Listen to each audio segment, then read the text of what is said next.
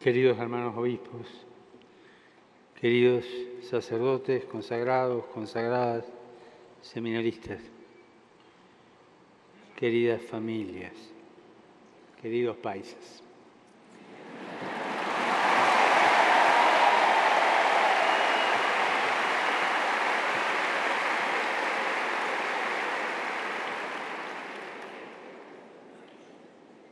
La alegría de la vida verdadera que acabamos de escuchar del Evangelio de Juan se da en el contexto de la última cena de Jesús. En ese ambiente de intimidad, de cierta tensión, pero cargada de amor, el Señor lavó los pies de los suyos, quiso perpetuar su memoria en el pan y el vino, y también les habló a los que más quería desde lo hondo de su corazón. En esa primera noche eucarística, en esa primera caída del sol, después del gesto de servicio, Jesús abre su corazón, les entrega su testamento. Y así como en aquel cenáculo se siguieron reuniendo posteriormente los apóstoles con algunas mujeres y María, la Madre de Jesús, hoy también acá, en este espacio, nos hemos reunido nosotros a escucharlo y a escucharnos. La hermana Lady de San José, María Isabel y el padre Juan Felipe nos han dado su testimonio.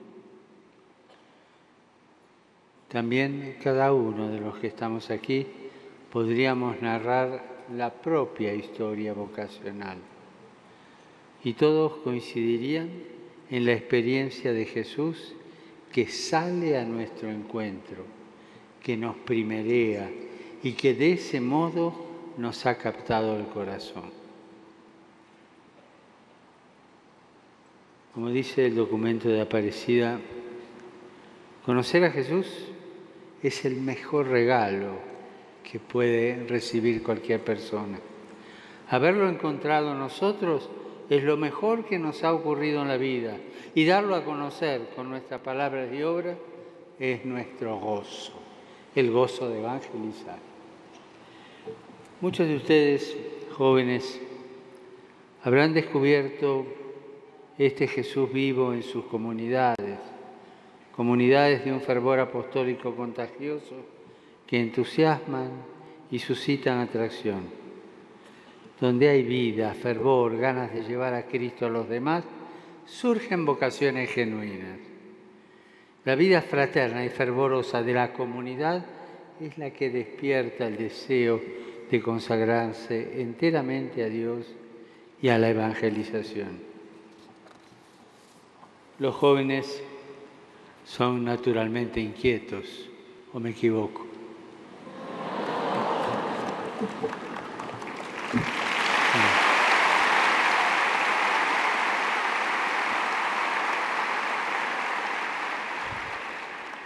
Y aquí quiero detenerme un instante y hacer memoria dolorosa.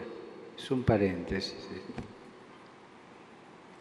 Los jóvenes son naturalmente inquietos. Inquietud tantas veces engañada, destruida por los sicarios de la droga. Medellín me trae ese recuerdo. Me evoca tantas vidas jóvenes truncadas, descartadas, destruidas. Los invito a recordar, a acompañar este luctuoso cortejo, a pedir perdón para quienes destruyeron las ilusiones de tantos jóvenes, pedirle al Señor que convierta sus corazones, a pedir que acabe esta derrota de la humanidad joven.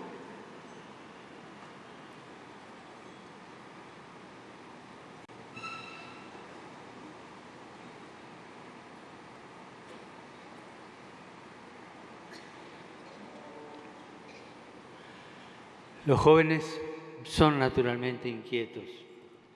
Y si bien asistimos a una crisis del compromiso y de los lazos comunitarios, son muchos los jóvenes que se solidarizan ante los males del mundo y se embarcan en diversas formas de militancia y de voluntariado.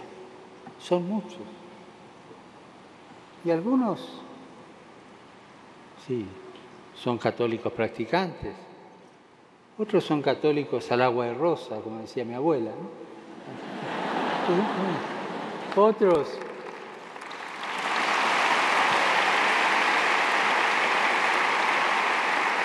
Otros no saben si creen o no creen, pero esa inquietud los lleva a hacer algo por los demás. Esa inquietud hace llenar los voluntariados de todo el mundo de rostros jóvenes. Hay que encauzar la inquietud. Cuando lo hacen captados por Jesús, sintiéndose parte de la comunidad, se convierten en callejeros de la fe, felices de llevar a Jesucristo a cada esquina, a cada plaza, a cada rincón de la tierra. ¿Y cuántos, sin saber que lo están llevando, lo llevan? Esa riqueza de callejear sirviendo, de ser callejeros de una fe que quizás ellos mismos no terminan de entender. Es testimonio que nos abre a la acción del Espíritu Santo que entra y nos va trabajando el corazón. En uno de los viajes, en la jornada de la juventud de Polonia, en el almuerzo que tuve con los jóvenes, con 15 jóvenes y el arzobispo, uno me preguntó, ¿qué le puedo decir yo a un compañero mío joven que es ateo, que no cree? ¿Qué argumento le puedo dar? Y a mí se me ocurrió contestarle, mira, lo último que tenés que hacer es decirle algo. Se quedó mirando.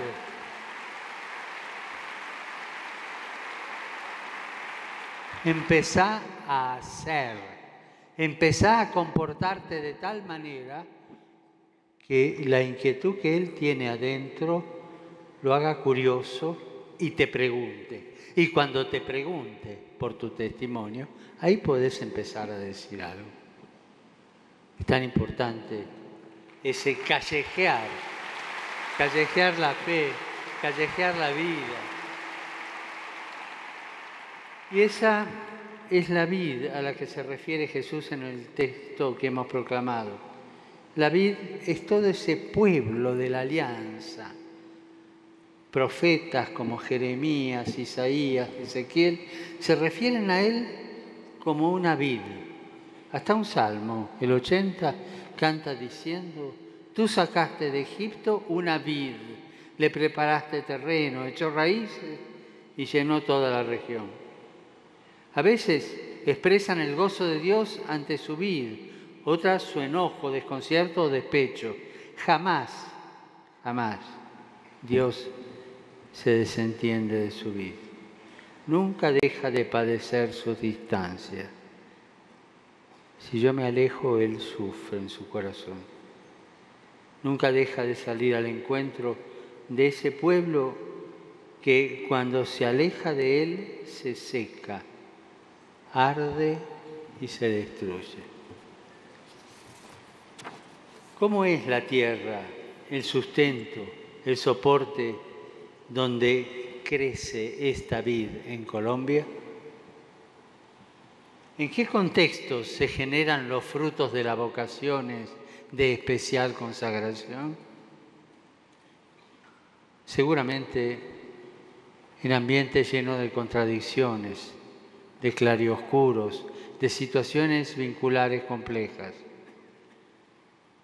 Nos gustaría contar con un mundo con familias y vínculos más llanos, pero somos parte de este cambio de época, de esta crisis cultural. Y en medio de ella, contando con ella, Dios sigue llamando. O sea, que a mí que no me vengan con el cuento de que no, claro, no hay tantas ocasiones de especial consagración, porque claro, con esta crisis que vivimos. Eso, ¿sabe qué es? Cuento chino. ¿Clarito?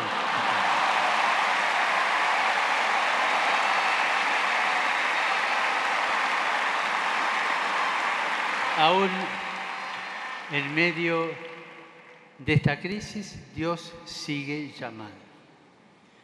Sería casi evasivo pensar que todos ustedes han escuchado el llamado de Dios en medio de familias sostenidas por un amor fuerte y lleno de valores como la generosidad, el compromiso, la fidelidad o la paciencia.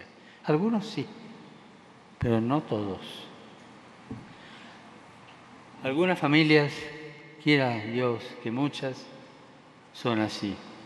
Pero tener los pies sobre la tierra es reconocer que nuestros procesos vocacionales, el despertar del llamado de Dios, no se encuentra más cerca de aquello que ya relata la palabra de Dios y de lo que tanto sabe Colombia. Un sendero de sufrimiento y de sangre.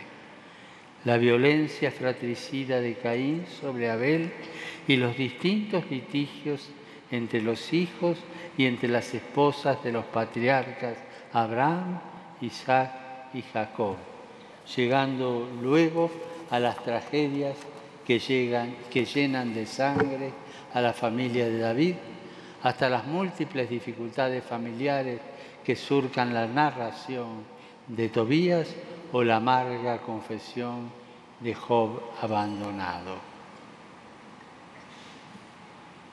Y desde el comienzo ha sido así. No piensen en la situación ideal. Esta es la situación real.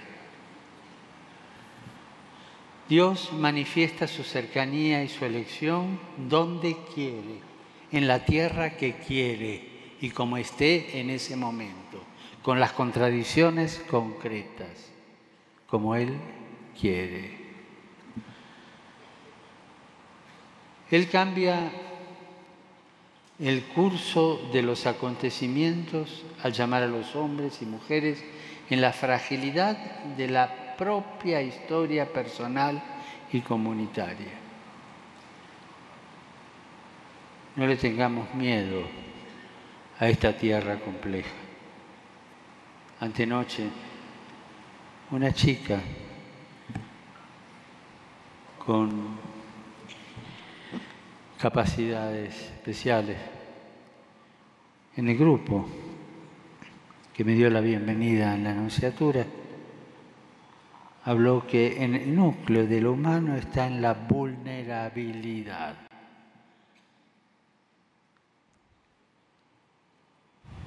Y explicaba por qué. Y a mí se me ocurrió preguntarle, ¿todos somos vulnerables? Sí, todos. ¿Pero hay alguien que no es vulnerable? Me contestó Dios. Pero Dios quiso hacerse vulnerable y quiso salir a callejear con nosotros. Quiso salir a vivir nuestra historia.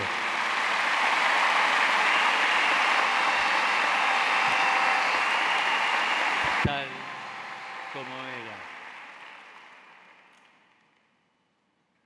Quiso hacerse hombre en medio de una contradicción,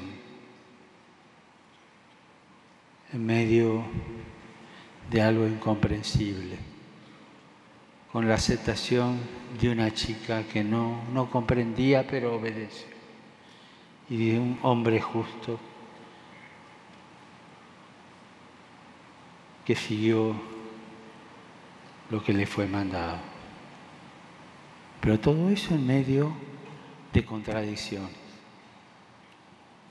No tengamos miedo en esta tierra compleja. Dios siempre ha hecho el milagro de generar buenos racimos como las arepas al desayuno.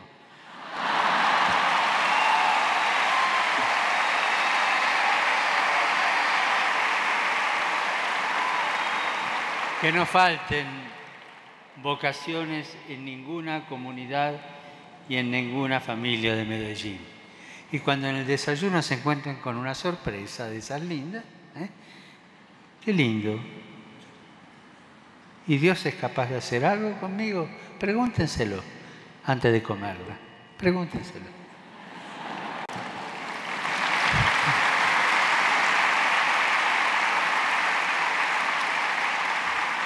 Y esta vida, que es la de Jesús, tiene el atributo de ser la verdadera. Él ya utilizó este término en otras ocasiones, en el Evangelio de Juan. La luz verdadera, el verdadero pan del cielo o el testimonio verdadero.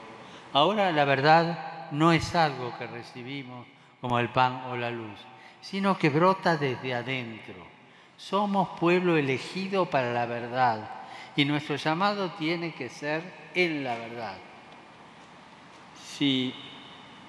Si somos sarmientos de esa vida, si nuestra vocación está injertada en Jesús, no puede haber lugar para el engaño, la doblez, las opciones mezquinas.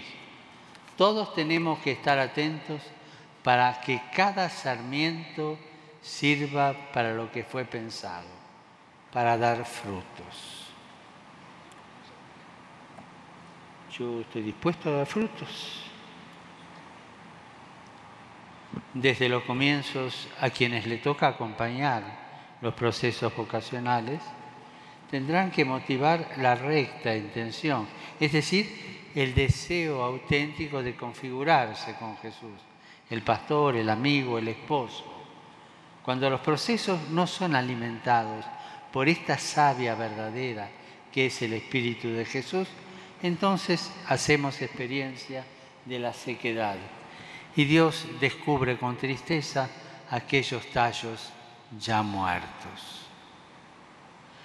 Las vocaciones de especial consagración mueren cuando se quieren nutrir de honores, cuando están impulsadas por la búsqueda de una tranquilidad personal y de promoción social, cuando la motivación es subir de categoría, apegarse a intereses materiales,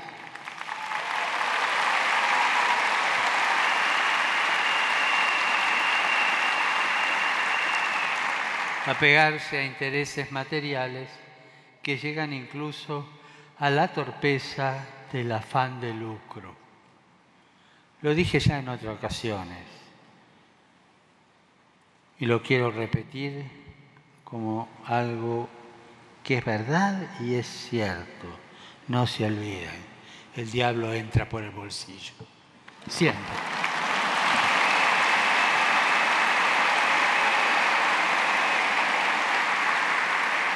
Esto no es privativo de los comienzos. Todos nosotros tenemos que estar atentos porque la corrupción en los hombres y la mujer y las mujeres que están en la iglesia empieza así, poquito a poquito. Luego, nos lo dice Jesús mismo, se enraiza en el corazón y acaba desalojando a Dios de la propia vida. No se puede servir a Dios y al dinero.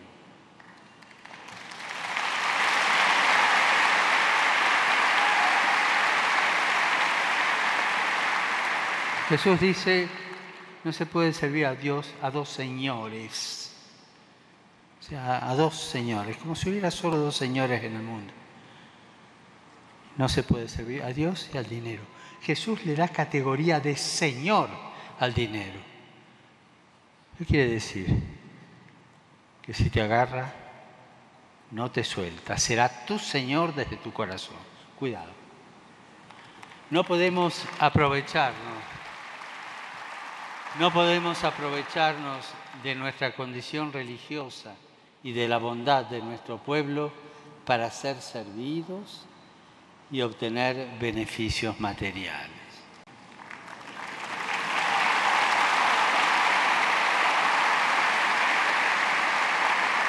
Hay situaciones, estilos y opciones que muestran los signos de sequedad y de muerte. ¿Cuándo es eso? No pueden seguir entorpeciendo el fluir de la savia que alimenta y da vida.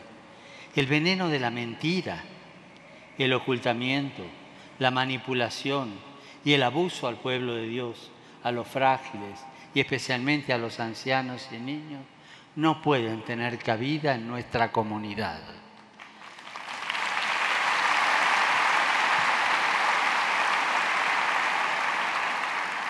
Cuando una consagrada, una comunidad, una institución, llámese parroquia, lo que sea, opta por ese estilo, es una rama seca.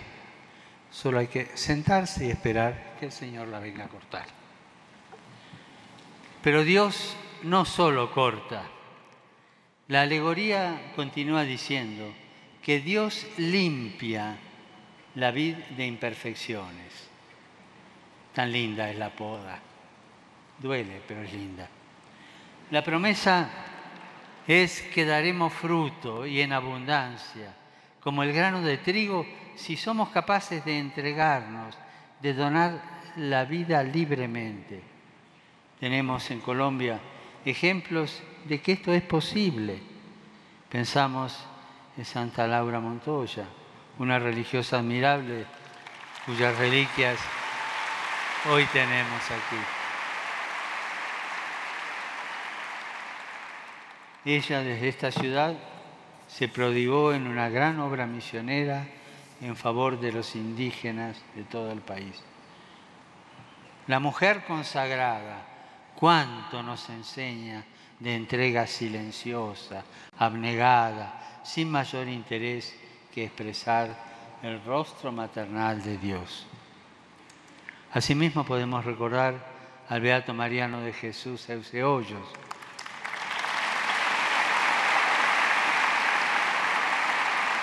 uno de los primeros alumnos del seminario de Medellín, y a otros sacerdotes y religiosas y religiosos de Colombia, cuyos procesos de canonización han sido introducidos.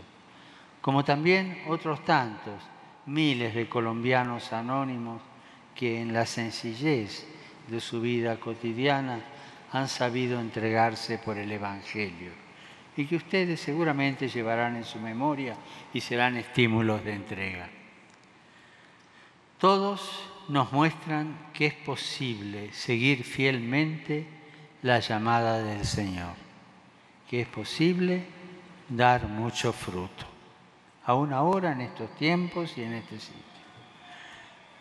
La buena noticia es que Él está dispuesto a limpiarnos.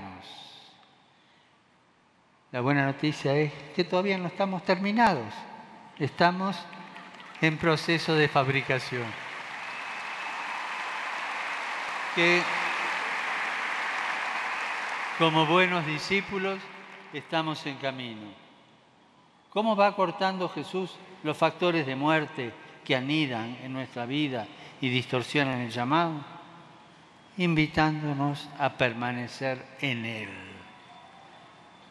Permanecer no significa solamente estar, sino que indica mantener una relación vital, existencial, de absoluta necesidad. Es vivir y crecer en unión fecunda con Jesús, fuente de vida eterna. Permanecer en Jesús no puede ser una actitud meramente pasiva o un simple abandono sin consecuencias en la vida cotidiana. Siempre trae una consecuencia, siempre, ¿no? Y permítanme proponerles, porque se está haciendo un poco largo esto, 3. No van a decir que sí, así que no les creo.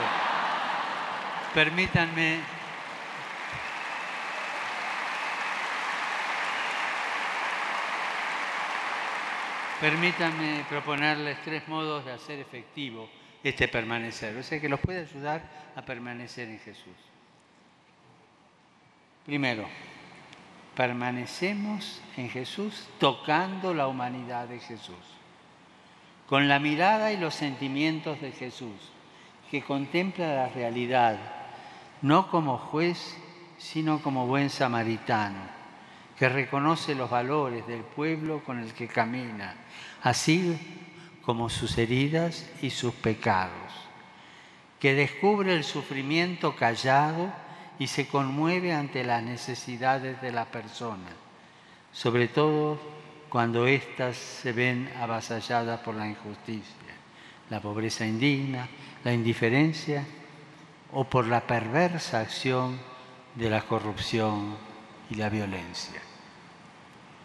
Con los gestos y las palabras de Jesús que expresan amor a los cercanos y búsqueda de los alejados, ternura y firmeza en la denuncia del pecado y el anuncio del Evangelio, alegría y generosidad en la entrega y el servicio, sobre todo a los más pequeños, rechazando con fuerza la tentación de dar todo por perdido, de acomodarnos o de volvernos solamente administradores de desgracias.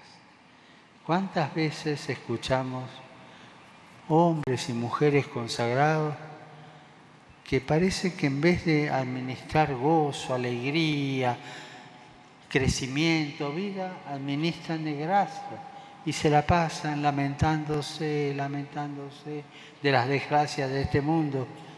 Es la esterilidad de quien es incapaz de tocar la carne sufriente de Jesús.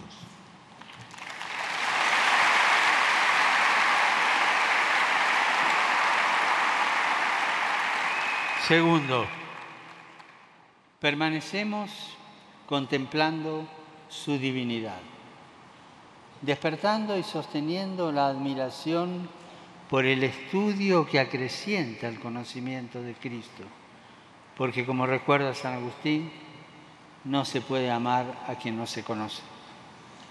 Privilegiando para ese conocimiento el encuentro con la Sagrada Escritura, especialmente el Evangelio, donde Cristo nos habla, nos revela su amor incondicional al Padre, nos contagia la alegría que brota de la obediencia a su voluntad y al servicio a sus hermanos. Yo les quiero hacer una pregunta, pero no me la respondan. Se la responde cada uno a sí mismo. ¿Cuántos minutos o cuántas horas leo el Evangelio o la Escritura por día? Se la contesten. Quien no conoce las Escrituras no conoce a Jesús.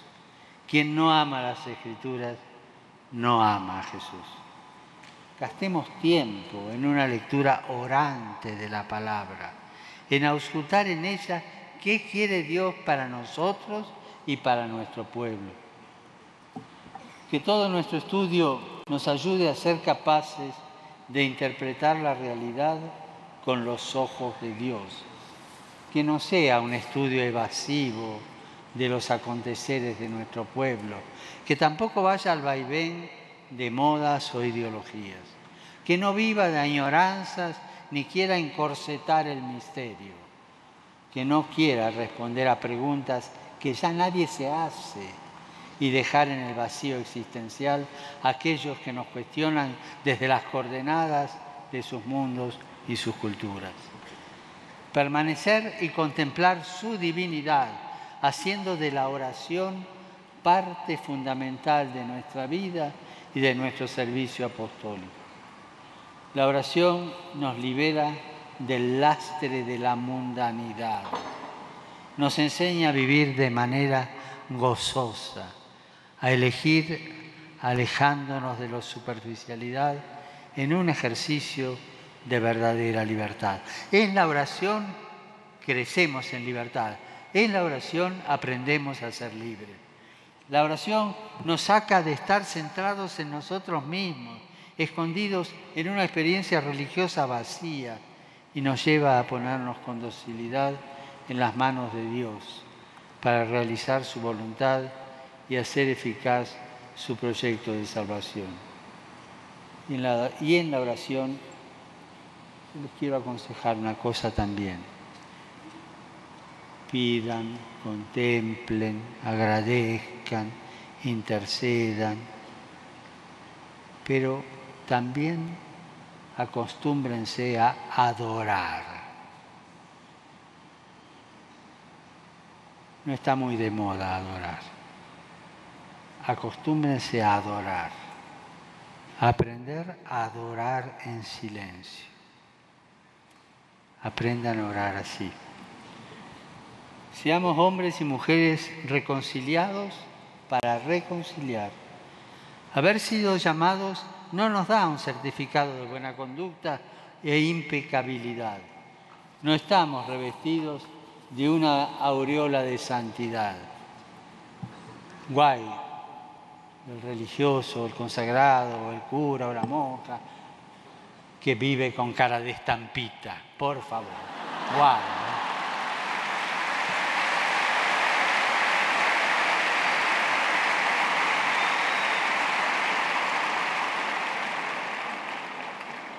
Todos somos pecadores. Todos necesitamos del perdón y la misericordia de Dios para levantarnos cada día. Él arranca lo que no está bien y hemos hecho mal, lo echa fuera de la viña, lo quema, nos deja limpios para poder dar fruto. Así es la fidelidad misericordiosa de Dios para con su pueblo, del que somos parte.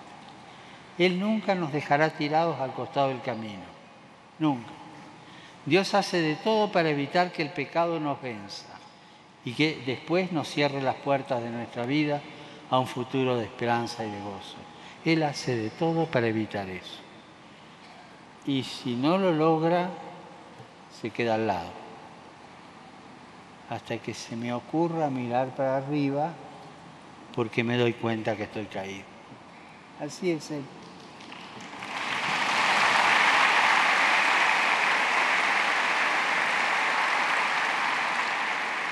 Finalmente, hay que permanecer en Cristo para vivir en alegría.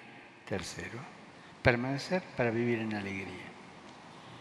Si permanecemos en Él, su alegría estará con nosotros. No seremos discípulos tristes y apóstoles amargados. Lean el final de Evangelii Nuntiandi. Nos aconseja esto. Al contrario, reflejaremos y portaremos la alegría verdadera, el gozo pleno que nadie nos va a poder quitar. Difundiremos la esperanza de nuestra vida que Cristo nos ha traído. El llamado de Dios no es una carga pesada que nos roba la alegría. ¿Que es pesada? A veces, pero no nos roba la alegría. A través de ese peso también nos da la alegría. Dios no nos quiere sumidos en la tristeza, uno de los malos espíritus que se apoderaban del alma y que ya denunciaban los monjes del desierto. Dios no nos quiere sumidos en el cansancio que viene de actividades mal vividas, sino una espiritualidad que haga feliz nuestra vida y aún nuestras fatigas. Nuestra alegría contagiosa tiene que ser el primer testimonio de la cercanía y del amor de Dios. Somos verdaderos dispensadores de la gracia de Dios cuando transparentamos la alegría del encuentro con Él. En el Génesis, después del diluvio, Noé planta una vid como signo del nuevo comienzo. Finalizando el éxodo, los que Moisés envió a inspeccionar la tierra prometida volvieron con un racimo de uvas de este tamaño. Signo de esa tierra que emanaba leche y miel. Dios se ha fijado en nosotros, en nuestras comunidades y en nuestra familia. Están aquí presentes y me parece muy de buen gusto que estén los padres y las madres de los consagrados, los sacerdotes y las conclaves. Dios se ha fijado en nosotros, en nuestras comunidades y familias. El Señor ha puesto su mirada sobre Colombia. Ustedes son signos de ese amor de predilección. Nos toca ahora ofrecer todo nuestro amor y servicio unidos a Jesucristo, que es nuestra vida, y ser promesa de un nuevo inicio para Colombia, que deja atrás diluvios como el de Noé, diluvios de desencuentros y de violencias, que quiere dar muchos frutos de justicia y de paz, de encuentro y de solidaridad. Que Dios los bendiga, que bendiga la vida consagrada en Colombia. Y no se olviden de rezar por mí para que me bendiga también. Gracias.